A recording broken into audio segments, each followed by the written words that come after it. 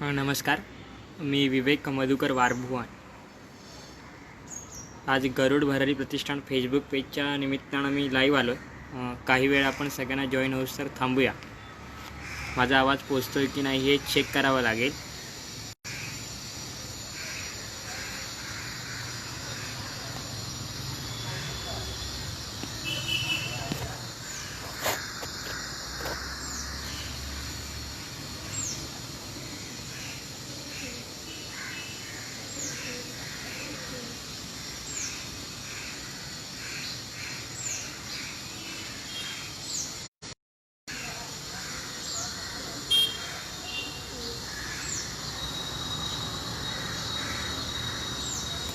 नमस्कार.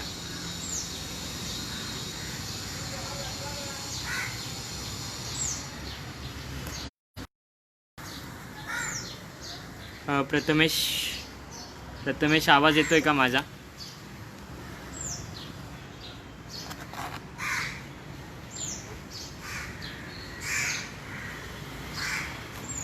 प्रथमेश आवाज येत असेल तर नक्की मला रिप्लाय दे. प्रथमेश लाईव्ह आहे. ओके. मी खऱ्या अर्थानं चालू करतो. जसे जसे नंतर शेअर करत जाईल. गरुड भरारी प्रतिष्ठानचे आमचे सदस्य प्रथमेश कुलकर्णी. त्यानंतर लोक आपल्याला जॉईन होत जातील. पहिलाच प्रयोग आहे. सगळे मला सांभाळून घेतील अशीच आशा वाटते. मी जास्त काही बोलणार नाही. पुढचे 15 ते 20 मिनटं फक्त. आज जो दिवस आहे, आज खऱ्या अर्थानं दोन महामानवांचे, एकाचा जयंती दिवस आहे तर एकाचा स्मृती दिवस आहे. खऱ्या अर्थानं लोकशाहीर अण्णाभाऊ साठे यांना जयंतीनिमित्त विनम्र अभिवादन करतो. तर भारतीय असंतोषाचे जनक लोकमान्य बाळ गंगाधर टिळक यांना स्मृतिदिनानिमित्त विनम्र अभिवादन करतो आणि खऱ्या अर्थानं मी सुरुवात करतो. मित्रांनो, कसं असतं, महापुरुष जेव्हा आम्ही म्हणतो तर हे महापुरुषांचं जी वाट आहे ती अगदी सोपीच नसते. एखादा महापुरुष जेव्हा निर्माण होतो जेव्हा तो आपल्या स्वतःच्या कार्यकर्तृत्वानं इतरांपेक्षा काहीतरी वेगळं करतो आणि इथल्या उपेक्षितांच्या किंवा गोरगरिबांच्या जीवनात प्रकाश पाडून जातो. मग यांच्याच महापुरुषांच्या पावलाने तयार होणारी वाट इथल्या लोकजीवनात नव्या उमेदीची, नव्या जाणीवांची पहाट घेऊन येते आणि खऱ्या अर्थाने ही तरुण पिढी, वर्तमानातली तरुण पिढी यशप्राप्तीसाठी त्या मार्गाने चालत राहते. खऱ्या अर्थानं मित्रांनो, लोकशाहीर अण्णाभाऊ साठे यांचा शतकोत्तर जयंती महोत्सव आहे. कोरोनासारख्या महामारीमुळे हा शतकोत्तर जयंती महोत्सव आपल्याला घरी बसून साजरे करायचा आहे.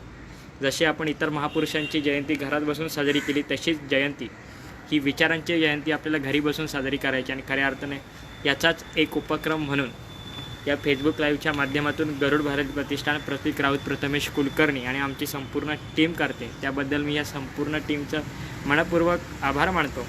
याबरोबर आमचे आकाश कदम दादा आहेत, प्रज्वल दादा आहे, सचिन दादा आहे. या सर्वांचाही आभार. हे अगदी फेसबुकचं लाईव्ह असू द्या किंवा आमचं यूट्यूब चॅनल गरुड भरारी प्रतिष्ठानचं असू द्या, हे सर्व आम्ही विविध उपक्रम घेत आहोत आणि खऱ्या अर्थानं आज त्यासाठीच लाईव्ह आलेलो आहोत. यापूर्वी आपण गरुड भरारी प्रतिष्ठानचे जे उपक्रम आहेत त्याबद्दल माहिती घेतलेली आहेत, म्हणून आज मी जास्त त्याच्यावर बोलणार नाही. मी थेट विषयाला सुरुवात करेन. मित्रांनो, 1 ऑगस्ट 1920 रोजी सांगली जिल्ह्यातील वाटेगाव येथील मातंगवाड्यात अण्णा म्हणजे अर्थात तुकाराम भाऊराव साठे यांचा जन्म झाला. मातंग समाज तसा आपल्या जातीव्यवस्थेनुसार अस्पृश्य समाज मानला जातो आणि तो काळ 1920 काळ जरी इंग्रजांचं आमच्यावर राज्य असलं तरी जातीव्यवस्था इथल्या मनामनात आणि इथल्या मातीच्या कणाकणात भरलेली होती. याच जातीव्यवस्थेत जन्म घेऊन विषमतेचे चटके सहन करत अण्णाभाऊ साठेंचं बालपण गेलं. जागोजागी त्यांना संघर्ष करावा लागला. वेळोवेळी परिस्थितीने त्यांच्यासमोर एक मोठं संकट निर्माण केलं आणि त्या संकटाला भेदत अण्णाभाऊ साठे एका प्रगती शिखरावर जाऊन पोहोचले. म्हणजे जसं अण्णाभाऊ साठेंनी 35 कादंबऱ्या, 13 लोकनाट्ये, 13 कथासंग्रह, पोवाडे, अनेक लावण्या, छक्कड, एक प्रवास वर्णन, एक कविता संग्रह त्यांचं प्रकाशित झालेलं आहे. मग एवढी मोठी विपुल साहित्य संपदा पाहिल्यानंतर या साहित्यिकाच्या शिक्षणाबद्दल नेहमीच चर्चा होत असते. अगदी याच अण्णाभाऊंचं शिक्षण झालं आहे फक्त 1.5 दिवस. हो, अख्खी 1.5 दिवस फक्त शाळेत जाणारा हा महामाणूस आपल्या आयुष्यात एवढी मोठी विपुल साहित्य संपदा निर्माण करू शकतो.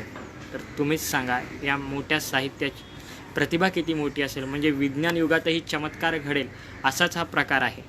तरी इतकी विपुल साहित्य संपदा लिहूनसुद्धा मराठी सारस्वतांमध्ये अण्णाभाऊ साठे हे नाव तसं दुर्लक्षित झालं आहे, उपेक्षित राहिलं आहे. कदाचित ते नाव इतर साहित्यांप्रमाणे पुढे आलेलं नाही. म्हणजे ज्या काही थोर साहित्यिक इथल्या युवकांना प्रेमाच्या गोष्टी सांगून त्यांना ते प्रेमाबद्दल भावना व्यक्त करण्यासाठी एक वातावरण निर्माण करत होते, तर काही साहित्यिक इथल्या देहवाद, राष्ट्रवाद अशा सगळ्यावर कथा लिहून किंवा कादंबऱ्या प्रकाशित करून राष्ट्रभक्ती वाढवत होते. अगदी त्याच वेळी इथल्या माणसांनी मांडलेल्या व्यथा अण्णाभाऊ आपल्या लेखणीतून मांडत होते आणि खऱ्या अर्थानं हा वास्तवावर वार करणारा आणि वास्तवच मांडणारा लेखक होता. म्हणून अण्णाभाऊ खऱ्या अर्थाने इतर साहित्यिकांपेक्षा जरा मला वेगळे वाटू लागतात. म्हणजे अण्णाभाऊ साठेंना दीड दिवस त्यांचं शिक्षण का झालं हा प्रश्न नेहमी सगळ्यांना असतो. यातलं सगळ्यात महत्त्वाचं कारण म्हणजे अण्णाभाऊ पहिल्या दिवशी शाळेत गेले, शाळेत त्यांचा प्रवेश गेला. जसे अण्णाभाऊ शाळेत गेले तसे इतर वर्गीय जे सवर्ण होते त्यांनी अण्णाभाऊंना नाकारलं, म्हणून गुरुजींनी वर्गाच्या एका दुसऱ्या कोपऱ्यात बसवलं. एखादं उत्तर नाही दिलं म्हणून अण्णांना शिक्षकांनी खूप मारलं. अण्णांना तेव्हाच खऱ्या अर्थाने या शाळेचा कंटाळा आला होता, पण अण्णा तसेच घरी गेले. त्यांनी वडिलांना सांगितलं. वडील म्हटले, बाळा असं तर होणारच आहे, पण एक काम कर, तू शिक. शिक्षणाने कदाचित उद्या येणाऱ्या पिढीवर असे हाल होणार नाहीत. अण्णा पुन्हा एकदा दुसऱ्या दिवशी शाळेत गेले. पुन्हा एकदा दुसऱ्या दिवशी शिक्षकांनी अण्णांना तेवढंच मारलं. त्यावेळी अण्णाभाऊ साठे शाळेत उरले नाहीत. हा आधुनिक तुकाराम तिथून पळून गेला. तो पुन्हा कधीच शाळेत परतला नाही. आणि खऱ्या अर्थानं मग हे अण्णांचं दीड दिवसाची शाळा खऱ्या अर्थानं इथल्या 1.5 शतकांपेक्षा पुढे येणाऱ्या पिढींसाठी प्रेरणास्रोत बनून गेली. म्हणजे एकीकडे आमच्याकडे भारतरत्न अण्णाभाऊ साठेंना द्या अशी मागणी होत आहे, तर आम्ही ज्या मोठ्या विद्यापीठात शिकतो, मुंबई विद्यापीठालाही अण्णाभाऊ साठेंचं नाव द्या अशी मागणी केली जात आहे. आणि अनेक विद्यार्थी संघटनेने, अर्थात ज्या विद्यार्थी संघटनेचं आम्ही संलग्न आहोत, त्या सगळ्यांनी महाराष्ट्र शासनाला एक निवेदन देऊन मुंबई विद्यापीठाला अण्णाभाऊ साठेंचं नाव द्या अशी मागणी केली आहे. अर्थात नाव दिल्याने महापुरुषाचं नाव किंवा कार्यकर्तृत्व मोठं होणार नाही, पण एक गोष्ट आहे की जर आपण अण्णाभाऊ साठे या विद्यापीठात प्रवेश करतोय तर हे अण्णाभाऊ साठे नेमके कोण आहेत, काय आहेत याबद्दल आमची जिज्ञासा वाढेल, त्यांच्याबद्दल अभ्यास करण्याची शक्ती आमची वाढेल आणि मग आम्ही अण्णाभाऊ साठेंचा अभ्यास करायला लागू. कदाचित विषय उपेक्षित महानायक असं करणं फार महत्त्वाचं आहे. कारण जर अनेक जण म्हणतात की जर अण्णाभाऊ साठे वरच्या फळीत किंवा वरच्या सवर्णांमध्ये जन्माला आले असते तर कदाचित अण्णाभाऊ साठेंचं साहित्य इथल्या मराठी माणसांच्या मनामनात पेरलं असतं. पण अण्णाभाऊ हे खालच्या जातीत जन्माला आले, अर्थात मातंग जातीत जन्माला आले, म्हणून अण्णाभाऊ साठे उपेक्षित राहिले. हा आरोप किती खरा आणि मला माहीत नाही. पण जर इथे आंबेडकर म्हटले होते की इथली जाती व्यवस्था मुळापासकट उखडणं ही काळाची गरज आहे. आज आंबेडकरही नाहीत आपल्यात, अण्णाभाऊ साठेही नाहीत आपल्यात, क्रांतिसूर्य महात्मा फुलेही नाहीत. पण इथे एक गोष्ट सामायिक आहे, ती म्हणजे इथली जाती व्यवस्थेचं उच्चाटन करणं काळाची गरज आहे. अण्णाभाऊ साठेंचा पुढचा जेव्हा आम्ही प्रवास पाहतोय तोही अगदी विलक्षण आहे की अण्णाभाऊ साठे इथल्या डोंगर दऱ्यात जातात, इथल्या मोठ्या ते दरोडेखोर आहेत. खऱ्या अर्थानं फकीर हा दरोडेखोराच्या त्या गोष्टी इथल्या लोकांच्या तोडून ऐकतात आणि अण्णांना या फकीराबद्दल उत्सुकता वाढते. अशाच एकदा अण्णा बाजारात जातात. एक माणूस मोठ्या समारंभ घेऊन भाषण देत असतो, इथल्या जनतेला ब्रिटिशांविरुद्ध बंड करायला प्रवृत्त करत असतो. पोलीस येतात, गर्दी पांगते. जो माणूस भाषण देत असतो तो घोड्यावर बसून निघून जातो आणि लोक इकडे तिकडे पळून जातात. अण्णा त्या घोड्यावरून जाणाऱ्या माणसाच्या मागे जातात. हा घोड्यावरून जाणारा माणूस पुढे जंगलात प्रवेश करतो तेव्हा त्याच्या लक्षात येतं की माझ्या मागे पोलीस नाहीत, तर कुठला तरी 12-13 वर्षाचा मुलगा पळतोय. ते थांबतात आणि ते बघतात, तर तिथे त्या मुलाला विचारतात, तू माझा पाठलाग का करतोय? तर तो मुलगा विचारतो की साहेब, मला तुमचं भाषण खूप आवडलं आहे, मला तुमच्यासोबत सहभागी व्हायचं आहे. आणि अर्थात ती व्यक्ती हसते आणि त्यांना पाठीवर हात फिरवते आणि ती व्यक्ती असते क्रांतिसिंह नाना पाटील. अर्थात जिथे प्रतिसरकारची स्थापना करणारे आणि इंग्रजांविरुद्ध अगदी उघडपणे बंड करणारे आमचे क्रांतिसिंह नाना पाटील यांना आदर्श म्हणून अण्णाभाऊ साठे खऱ्या अर्थानं आपली चळवळीतल्या जीवनाला सुरुवात करतात. पुढे हाच प्रवास आहे. मग इकडे गावात दुष्काळ पडतो. तुकाराम साठेंचे वडील भाऊ साठेंना लक्षात येतं की जर आपण इथेच राहिलो तर आपली सगळ्यांची उपासमारी होईल आणि हे पूर्ण गावात दुष्काळ पडला आहे, आपण इथे राहता कामा नाही म्हणून भाऊसाठी मुंबईला जाण्याचा विचार करतात. अगदी खिशात पैसे नाहीत, मुंबई तर गाठायची आहे हे ध्येय आहे. मग इथून योद्ध्याचे संघर्ष यात्रा सुरू होते. वाटेगाव ते मुंबापुरी म्हणजे अर्थात मुंबई कल्याणचा जो परिसर आहे 227 किलोमीटरचा प्रवास हा पायपीट करून सुरू होतो. म्हणजे विचार करा, इथल्या वर्तमानातल्या युवा पिढीने विचार करण्याची गरज आहे. एकीकडे सांगली ते अगदी मुंबई करणारा तरुण कर्तृत्वाने रशियाला जाऊ शकतो. आज आमच्या युवकांना सगळ्या सोयी सुविधा उपलब्ध आहेत. आमच्या आईवडिलांना जशी डिमांड करू तसा आमच्या आईवडिलांकडून सप्लाय केला जातो. तरीही आमचे मुलं असं काही करत नाहीत. ते अगदी वेगळ्याच भलतीकडे मार्गाकडे जातात आणि म्हणून कदाचित या महापुरुषातून बोध घेऊन इथल्या तरुण पिढीने मार्गक्रमण करणं काळाची गरज आहे. सगळेजण म्हणत आहेत. अनेक म्हणजे जे समाजसुधारक आहेत वर्तमानातले ते सुद्धा तेच सांगत आहेत. विविध चळवळीतून हेच माध्यम पुढे येते. वक्तृत्व स्पर्धेतून असू द्या, अनेक नवखे कवी नवखे वक्ते हेच लोकांना सांगत आहेत की ह्या समाजाला जागण्याची गरज आहे. आमच्याकडे असे खूप आदर्श आहेत. त्यांच्या आदर्शाचं मार्गक्रमण करून आमची स्वतःच्या प्रगतीची वाट सुधारू शकतो. पण खऱ्या अर्थानं हे वर्तमान काळ चाललं आहे कुठं? आणि खऱ्या अर्थानं विविध स्पर्धेत आम्हाला असं वाटतं की भयंकराच्या दारात उभे आपण असे विषय दिले जातात. भयंकराचं दार खरं आम्ही भयंकराच्या दारासमोर उभे आहोत. यश पाटीलसुद्धा आलेले आहेत, प्रथमेश कुलकर्णी, सगळ्यांचं मी स्वागत करतो. अगदी मंदार लटपटेसुद्धा आहेत. धन्यवाद सगळ्यांचे, मनपूर्वक धन्यवाद. आणि हा प्रवास सुरू होतो. मित्रांनो, अण्णाभाऊ साठे पुन्हा मुंबईला चालत येत आहेत, कल्याणमध्ये थांबत आहेत. काही कथा आमच्यापासून जाणून बुजून लपवल्या जातात.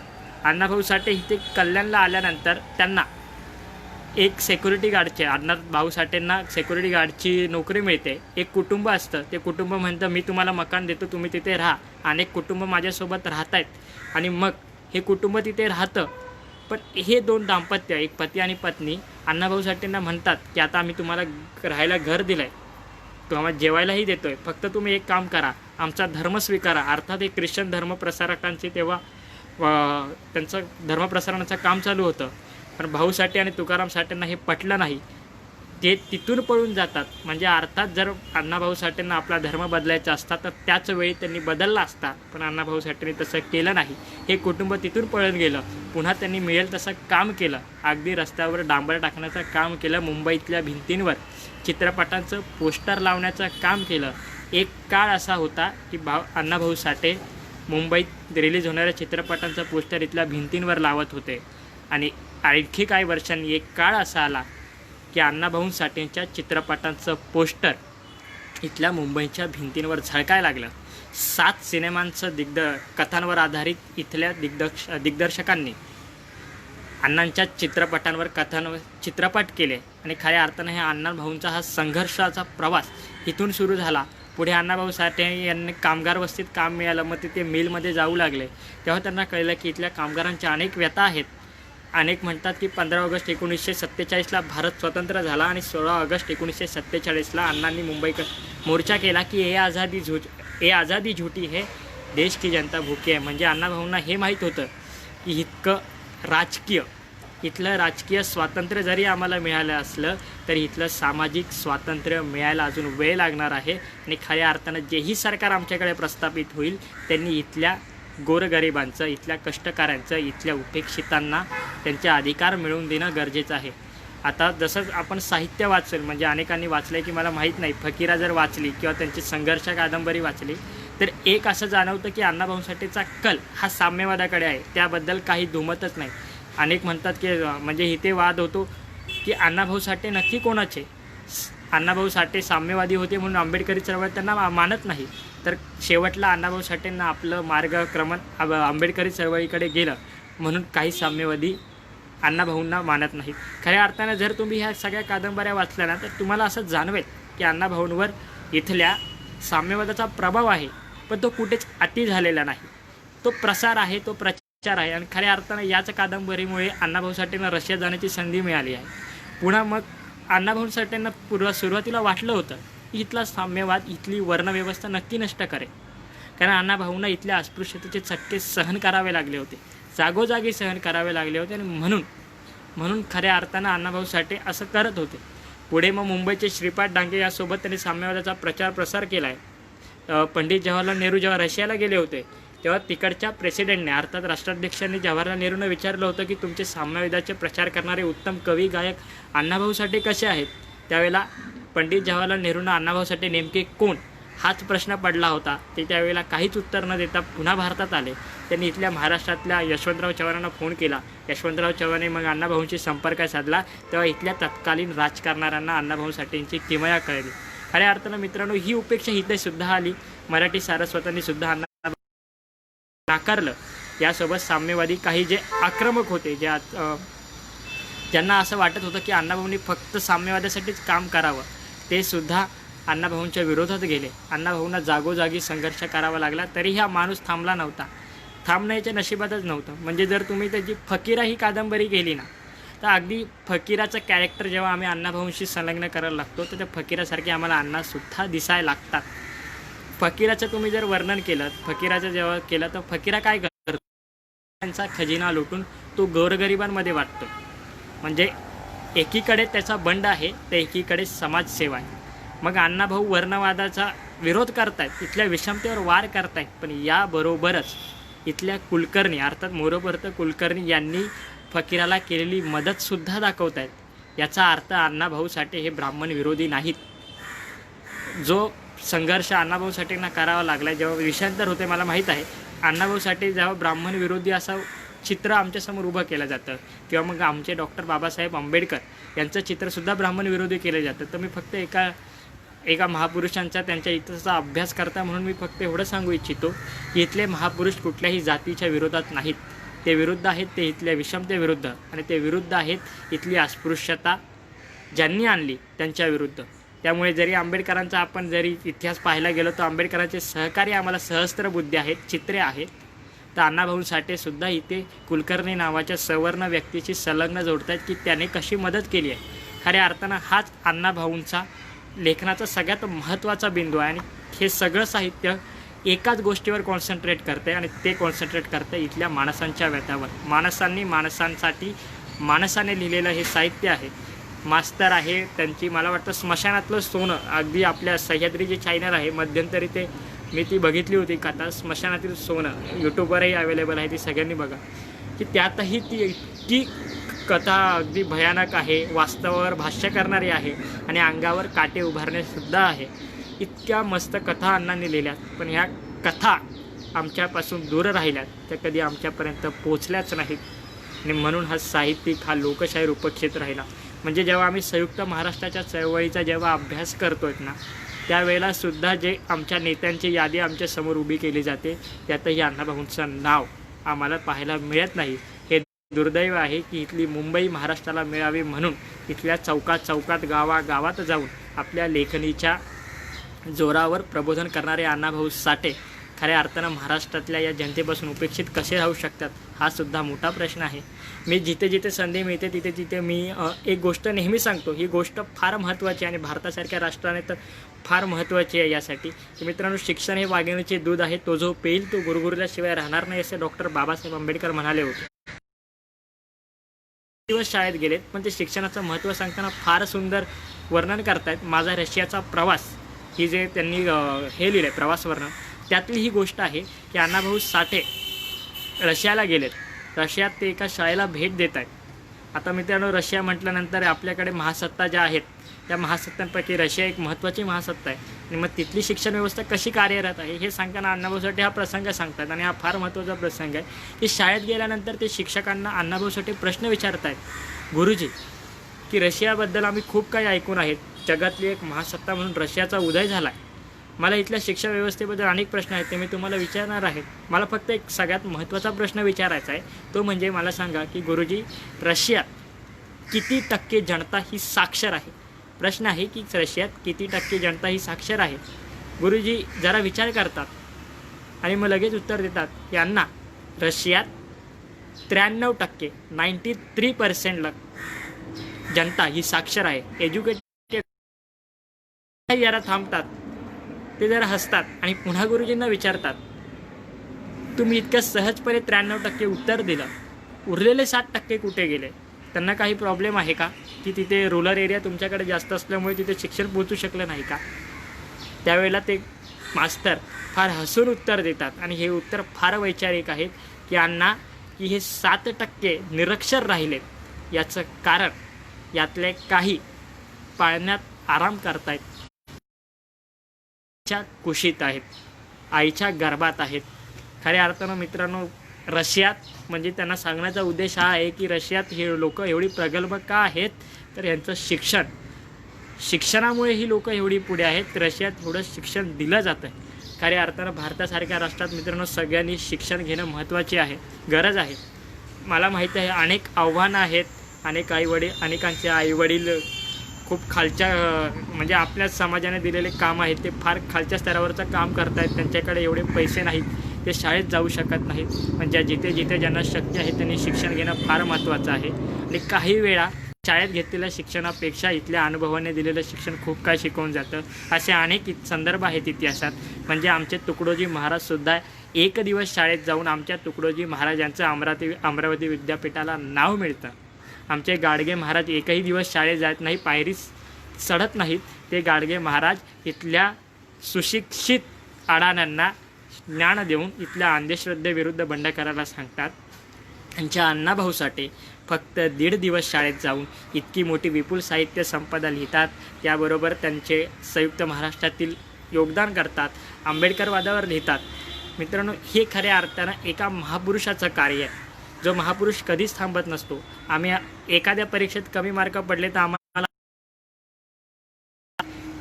किंवा आमच्या साहित्यिकांमध्ये जर एका साहित्यिकाला एखाद्या साहित्य संमेलनाचं आमंत्रण दिलं नाही तर पुन्हा आमचे वाद सुरू होतात. मग आमची प्रेस मीडिया, आमची सगळी प्रिंट मीडिया वगैरे हीच बातमी लावून घेतात. मग इथल्या युवा पिढीने आदर्श घ्यायचा कुठून? तर खऱ्या अर्थानं हे महापुरुषांनी निर्माण केलेली वाट त्यांच्यासाठी महत्त्वाचा आदर्श आहे असं मला वाटतं. आता आंबेडकरवादांवर बोलायला जाऊ तर मित्रांनो डॉक्टर बाबासाहेब आंबेडकरांच्या चळवळीकडे अण्णा केव्हा वळले हे सांगणंसुद्धा महत्त्वाचं आहे. की अण्णांना वाटलं होतं की कम्युनिस्टवाद म्हणजे साम्यवाद इथली वर्णविविधता नष्ट करेल. तर मित्रांनो तसं झालं नाही. त्यांच्या लक्षात आलं की इथला साम्यवाद भारतातील वर्गव्यवस्था नष्ट करू शकतो, पण इथली वर्णव्यवस्था नाही. म्हणून तत्कालीन चळवळीचं आणि जाती व्यवस्थेचे उच्चाटन करून पाहणाऱ्या डॉक्टर बाबासाहेब आंबेडकरांच्या चळवळीकडे अण्णांचं लक्ष केंद्रित झालं. डॉक्टर आंबेडकरांनी केलेली चळवळ त्यावेळी फार जोर धरू लागली होती. भारताच्या विविध भागातून आंबेडकरांना समर्थन देणारे पत्र येत होते आणि त्यामुळे अण्णाभाऊ साठेंनी आंबेडकरवादाकडे आपला मोर्चा वळवला आणि ते शेवटपर्यंत आंबेडकरवादी चळवळीकडे एक महत्त्वाचे नेते बनले. म्हणजे 6 डिसेंबर 1956 डॉक्टर बाबासाहेब आंबेडकरांचं महापरिनिर्वाण दिन झालं. मग एकीकडे सगळीकडे शोक पसरला होता, इतका मोठा नेता आमच्याकडे निघून गेला. मग वामनदादा कर्डक यांच्या अध्यक्षतेखाली मुंबईत इथे विविध आंबेडकरी चळवळीतील कलाकारांना, साहित्यिकांना म्हणूया, आपण कवींना म्हणूया, नाटककारांना बोलवण्यात आलं. त्याचवेळी अण्णाभाऊ साठेंना सुद्धा आमंत्रण आलं. प्रल्हाद शिंदे त्यावेळेला होते, माशिलकर होते. सगळे आपापली कला सादर करत होते, सगळे मांडत होते. अण्णाभाऊ साठे स्तब्ध होते. ते फक्त एकटक इथल्या व्यासपीठाकडे, त्या अंधेरीच्या त्या हॉलकडे, त्या व्यासपीठाकडे बघत होते. बाजूला माशिलकर बसले होते. माशिलकरांनी अण्णांना विचारलं, अण्णा तू तर एवढा मोठा कवी आहेस, तू तर रशियात जाऊन आलायस आणि तू आंबेडकरांना फार जवळून पाहिलंयस, तुला काही सुचत नाही का? अण्णाभाऊ साठे तेव्हा स्तब्धतेतून जागे झाले आणि त्यांनी बाजूला पडलेला कागद आणि पेन घेतला आणि शब्द लिहिले की जग बदल घालून घाव सांगून गेले मज भीमराव. खऱ्या अर्थाने इथून एका महत्त्वाच्या कवितेला त्यांनी निर्मिती झाली. म्हणजे त्यातले मला एक कडवं फार आवडतात की त्यात ते म्हणतात की धनवंतांनी अखंड पेले. इथे ते वर्गव्यवस्थेवर बोलत आहेत. धनवंतांनी म्हणजे ज्यांच्याकडे आर्थिक सबल होते त्यांनी इथल्या गोरगरिबांना छळलं होतं. खऱ्या अर्थानं हे कडवं फार महत्त्वाचं आहे की धनवंतांनी अखंड पेले. तर दुसरीकडे इथल्या वर्णव्यवस्थेवर वाद करण्यासाठी ते म्हणतात की धर्मंदांनी तसेच छळले. म्हणजे एकीकडे आहे की धर्मंतांनी अखंड पेले, धर्मंतांनी तसेच छळले, मगराने जणू माणिक गेले, जग बदल घालून घाव सांगून गेले मज भीमराव. खऱ्या अर्थानं इथेच डॉक्टर बाबासाहेब आंबेडकरांची व्यथा त्यांनी मांडलेली आहे. अनेक यूट्यूब चॅनलवर ह्या काव्याला संगीतमय करून अनेक गायकांनी गायलेलं आहे. हे सगळ्यांनी ऐकावं. ही कविता फार प्रेरणादायी कविता आहे. पुढे अण्णाभाऊ साठेंचं जीवन म्हणजे संघर्ष सांगायचं झाला तर ज्या अण्णाभाऊंना खिशात पैसे नाहीत म्हणून मुंबईला चालत येण्याची वेळ आली होती, त्यांचा मृत्यूसुद्धा अशाच उपेक्षित म्हणजे गेला आहे की जे घाटकोपरला गेले आहेत.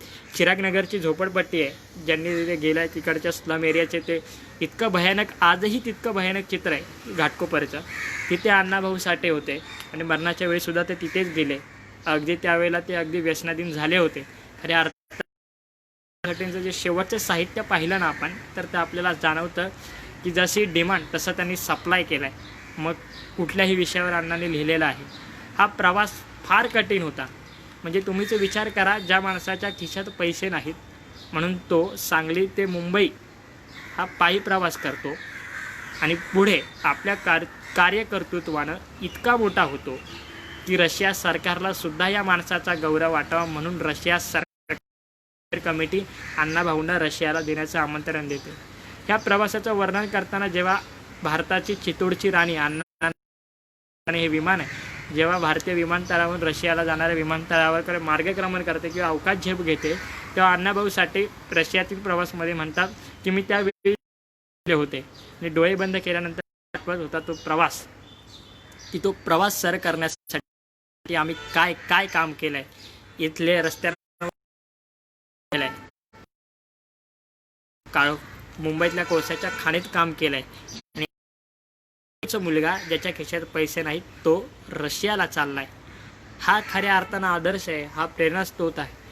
पण आमच्या युवा पिढीचे सध्या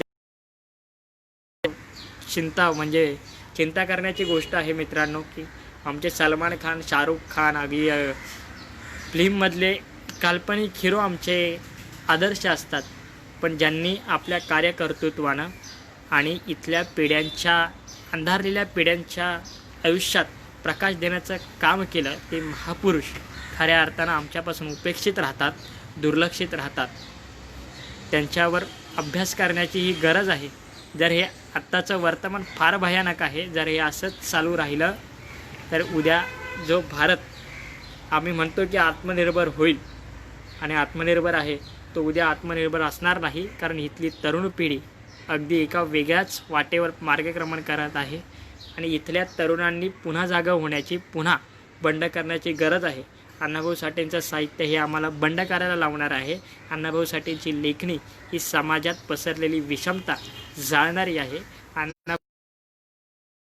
इथल्या समतेचा, बंधुत्वाचा सूर्य घेऊन येणारी आहे असंच मला वाटतं.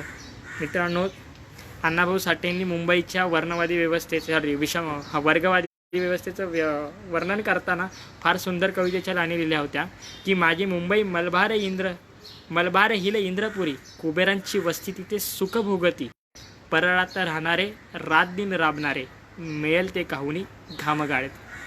इथे त्यांनी इथल्या वर्गव्यवस्थेवर टीका केलेली आहे. पुढे आंबेडकरवादाचा स्वीकार केल्यानंतर त्यांनी अनेक आंबेडकरी चळवळीतले गाणे लिहिले आहेत. म्हणजे निळ्या रक्ताची धमक बघ, ही स्वाभिमानाची आग आहे, घाबरू नकोस कुणाला, तू भीमरायाचा वाघ आहेस, असंही लेखन अण्णाभाऊ साठेंनी केलेलं आहे.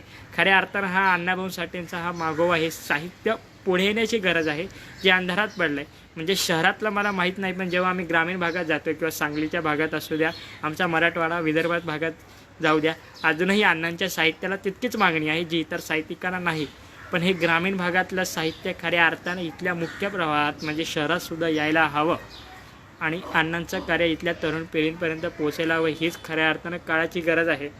अनेक राजकीय पक्ष त्यांच्यानुसार अण्णांना भारतरत्न द्या, असं करा, तसं करा, मागण्या करतात, पूर्ण होतील की अण्णांना भारतरत्न कधी मिळेल हा सुद्धा पाहणं उत्सुकतेचं असेल. अर्थात भारतरत्न दिल्याने अण्णांची उंची वाढणार नाही, ती पुन्हा खाली सुद्धा येणार नाही. फक्त सन्मान म्हणून जर भारतरत्न दिला तर ती नक्कीच चांगली गोष्ट आहे. पण यावरून जर पुन्हा राजकारण पेटत असेल तर पुन्हा अण्णाभाऊ साठेंच्या कार्याला आणि त्यांच्या ह्याला काहीच महत्त्व राहणार नाही. म्हणजे अनेक जण म्हणत होते की जर अण्णाभाऊ साठे सवर्ण असते तर महाराष्ट्राचे पहिले मुख्यमंत्री झाले असते. त्यांना राजकारणाचं कधीच कुणाला कळत नाही. इथे जाती व्यवस्था प्रत्येक क्षेत्रात आहे, मग ती कुठल्या असू द्या, राजकारणात असू द्या, शालेय जीवनात असू द्या किंवा आमच्या सामाजिक स्तरावर जेव्हा आम्ही एकत्र येतो त्यावेळेला सुद्धा असू द्या, हरकत नाही. अण्णाभाऊ साठेंचं ते स्वप्न साकार झालं नाही, पण महाराष्ट्रातल्या मुंबईसाठी अण्णाभाऊंनी केलेलं काम हे सगळ्यात महत्त्वाचं आहे. अण्णांची जी छक्कड आहे की माझी मैना गावाकडे राहिली, माझ्या जीवाची होती या काहिली. खऱ्या अर्थाने या छक्कडचा अर्थ काही जणांना कळत नाही. जी माझी मैना आहे ही बेळगाव निपाणी येथली जनता आहे आणि ती महाराष्ट्र जरी संयुक्त झाला असला तरी हे बेळगाव वगैरे कर्नाटकात गेलं आहे. अण्णांना होत आहे माझी मैना गावाकडे राहिली, माझ्या जीवाची होती काहिली, अशी भावना अण्णाभाऊसाठी करतात. ही छकडे, ह्या छकडेचा अर्थ खऱ्या अर्थानं पुढे न काळाची गरज आहे आणि इथले लोकशाहीर ते करतील असाच आशावाद व्यक्त करतो. खऱ्या अर्थानं हा असल्यामुळे मी जास्त काही बोलणार नाही, कारण अनेकांना जास्त बोलण्यात ऐकून घेण्याची हे नसते, तयारी नसते. आपण फार छोट्या पद्धतीने करणं गरजेचं असतं. मी अण्णांवर एक कविता केली होती, कविता म्हणेन आणि सगळ्यांची रजा घेईल. कवितेचं नाव होतं अण्णाभाऊ साठे एक युगसूर्य, आणि ती कविता सादर करतं की अण्णा तुम्ही होतात संघर्ष यात्री, त्या अण्णा तुम्ही होतात संघर्ष यात्री, त्या अंधाऱ्या वाटेवरले व्यवस्थेला लेखणीच्या धारेने प्रश्न विचारणारे. काल्पनिक चित्रावर काळी रेघ ओढून वास्तवाचे चित्र रेखाटणारे चित्रकार, मूक कामगारांचा, शोषितांचा, गोरगरिबांचा, दीनदलितांचा आवाज असणारे जादूगार. जगविख्यात फकीरा दिलात तुम्ही, जगविख्यात फकीरा दिलात तुम्ही, उपेक्षितांचा आवाज आणि संयुक्त महाराष्ट्राच्या चळवळीची धगधगती मशाल झालात तुम्ही. जगविख्यात फकीरा दिलात तुम्ही, उपेक्षितांचा आवाज आणि संयुक्त महाराष्ट्राच्या चळवळीची धगधगती मशाल झालात तुम्ही. म्हणून सातारा ते मुंबई रणरणत्या उन्हात केलेला प्रवास तुमचा संघर्ष दर्शवतो. पैसे नाहीत म्हणून सातारा ते मुंबई रणरणत्या उन्हात केलेला प्रवास तुमचा संघर्ष दर्शवतो. मग शांत होतो तो चितोडची राणी या विमानात, आणि रशियाच्या चौकात चौकात आमचे शिवराय पोचवतो. मग वर्णवाद नाकारणारा आंबेडकर वाद स्वीकारतो, मग वर्णवाद नाकारणारा आंबेडकर वाद स्वीकारतो. मग होतो प्रबोधनकार इथल्या दीनदुबळ्यांचा, मग होतो प्रबोधनकार इथल्या दीनदुबळ्यांचा, नायक इथल्या रंजलेल्या गांजल्यांचा, आणि बनून जातो प्रेरणास्त्रोत इथल्या युगायुगांचा. कवितेचा शेवट असा आहे की अण्णा तुम्ही झालात, अण्णा तुम्ही झालात सूर्य कधीही न मावळणारे, अंधाऱ्या वस्तीत प्रकाश देणारे. अण्णा तुम्ही झालात सूर्य कधीही न मावळणारे, अंधाऱ्या वस्तीत प्रकाश देणारे. तुम्हीच आहात, तुम्हीच आहात संत तुकारामानंतरचा आधुनिक तुकाराम. मित्रांनो, एक तुकारामांनी आपल्या अभंगाच्या द्वारे इथल्या महाराष्ट्रात समाज परिवर्तन केलं होतं, तर दुसऱ्या तुकारामाने हातात डप घेऊन इथल्या महाराष्ट्राचा चौकानी चौक पिंजून काढला होता. ते रशियाच्या लेनिन चौकात सुद्धा आमचा स्वराज्य सूर्य शिवाजी महाराजांचा बाणा पोचवला होता. म्हणून खऱ्या अर्थानं ते तुकाराम आणि आधुनिक तुकाराम अशी उपमा आपण देतोय की अण्णा तुम्ही झालात सूर्य कधीही न मावळणारे, अंधाऱ्या वस्तीत प्रकाश देणारे. तुम्हीच आहात, तुम्हीच आहात संत तुकारामानंतरचा आधुनिक तुकाराम. तुम्हीच आहात संत तुकारामानंतरचा आधुनिक तुकाराम. या लोकशाहीरास विवेकचा कोटी कोटी प्रणाम, या लोकशाहीरास विवेकचा कोटी कोटी प्रणाम. खऱ्या अर्थानं सर्वांनी या लाईव्हला वेळ दिला त्याबद्दल मी सगळ्यांचं मनपूर्वक आभार मानतो. अगदी सुचिता मॅमसुद्धा, त्यांचेसुद्धा आभार. यश पाटील असू द्या, मला खरं श्रुती बोरस्ते, प्रफुल्ल खपके, उमेश्वर यांचेसुद्धा मनपूर्वक आभार मानतो. खऱ्या अर्थानं मित्रांनो, मंदारसुद्धा आहे, मंदार तुझासुद्धा आभार. गरुड भरारी प्रतिष्ठान हे NGO सारखं काम करत आहे. ज्यांना माहीत नसेल, यापूर्वी प्रथमेश कुलकर्णी याबद्दल सांगितलं आहे. आणि आमचे कॅप्टन ऑफ शिप अर्थात प्रतीक राऊत, जे सध्या उपस्थित नाही आहेत तांत्रिक कारणांमुळे, ते सुद्धा काम करत आहेत की आम्ही 12वीच्या आर्ट्स फॅकल्टीत शिकणाऱ्या, ज्या यावर्षी 12वीत आहेत, त्यांच्यासाठी विशेष उपक्रम सुरू केलेला आहे. याच गरुड भरारी प्रतिष्ठान पेजच्या वरती तुम्ही अनेक पोस्ट पाहिल्या असतील. तिथे आम्ही योग्य मार्गदर्शकांकडून त्यांना तयार करतोय. जर एखादी व्यक्ती तिला खरंच गरज असेल, अगदी मोफत आहे, कोणीही अगदी दिव्यांग किंवा नॉर्मल स्टुडंटसुद्धा आमच्यात या उपक्रमात सहभागी होऊ शकतात. जर कोणी तुमच्या ओळखीचं असेल तर त्यांना नक्की ही माहिती कळवा. या फेसबुक पोस्टच्या आधीच्या ज्या पोस्ट आहेत त्या आम्ही सुद्धा या उपक्रमावरच भाष्य केलेलं आहे. त्या उपक्रमाबद्दल तुम्ही माहिती पोचवा, एवढीच मला आशा वाटते. अगदी सगळ्यांचं मी पुन्हा एकदा मनपूर्वक आभार मानतो. गरुड भरारी प्रतिष्ठानची जी टीम आहे, जे अर्थात छुपे हात आहेत, जे कधीच समोर येत नाहीत, त्यांचेसुद्धा मनपूर्वक आभार. अगदी प्रतीक राऊत आहेत, आमचा सचिन दादा आहे, याबरोबर सारांश दादा आहे, प्रज्वल दादा आहे, आकाश दादा आहे, प्रथमेश कुलकर्णीसुद्धा आहे. प्रथमेश कुलकर्णीसुद्धा यावेळी 2 लाईव्ह सेशन केलेले आहेत. त्या सगळ्यांचे मनपूर्वक आभार मानतो. प्रफुल्ल माळीसुद्धा होते, त्यांचेसुद्धा मी आभार मानतो. मला आत्ता काहींची नावं राहिली असेल तर खरंच दिलगिरी व्यक्त करतो. मला जसं जसं दिसतं त्यांची नावं व्यक्त करतो. प्रसाद जगताप यांचेसुद्धा मी आभार मानतो आणि हा लाईव्ह सेशन इथेच थांबवतो. धन्यवाद.